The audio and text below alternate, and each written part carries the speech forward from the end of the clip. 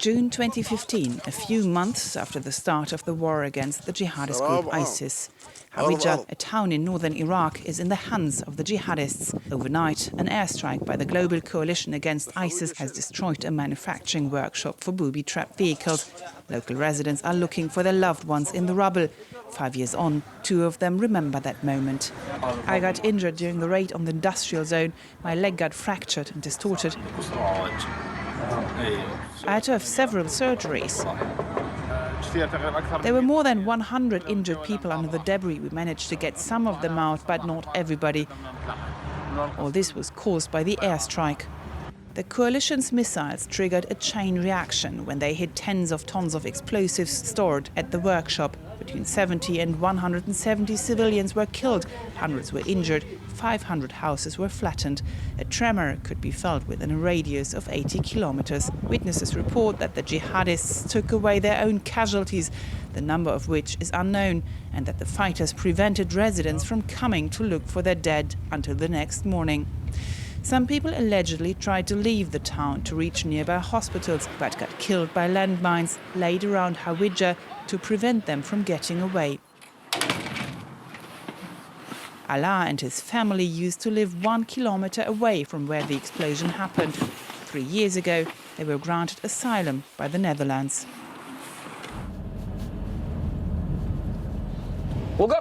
My wife, my children and I were together when the fighter jets arrived. We could feel the earth trembling when the raid happened. We couldn't tell if we were hearing the sound of an airstrike or if our house was about to collapse. The whole ground was moving. It was a horrible night. My son lost his eyesight in one eye.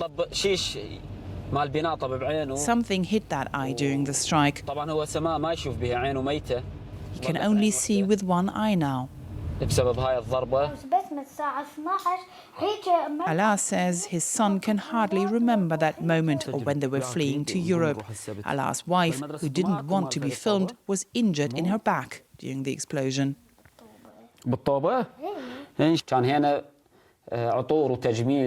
The Iraqi shows me pictures of his house and shop, which were damaged during the raid. He says he understands the fight against ISIS was necessary, but adds that certain raids, such as the one in Hawija, did harm more civilians than soldiers. I would find it acceptable if to kill 100 terrorists, 5 civilians had to die. I would even thank the pilot for that. But it was the other way around. 2 or 3 members of ISIS, or maybe even none, were killed. At the same time, 150 civilians had to die. Can we talk about collateral damage concerning the civilians killed? Or can we talk about enormous mistake? You should put that to the person who gave the order for the raid. Would he have done the same thing if his children had lived in the area? In autumn last year, Dutch media reported that the missiles that destroyed Alaa's neighborhood were launched by the military of his host country. The Hague eventually admitted it had received information that dozens of civilians were killed during the airstrike. The government recognizes that it, and not the global coalition, is responsible for the civilian casualties. Liesbeth Zegvlet, a human rights lawyer based in Amsterdam, takes up the case and contacts Alaa. She wants to prove the raid was military error and obtain compensation for the families of civilian victims.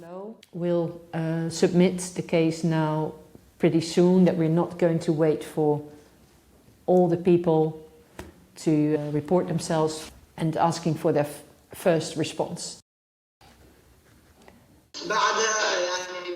I was mainly injured in the head. I managed to go to hospital.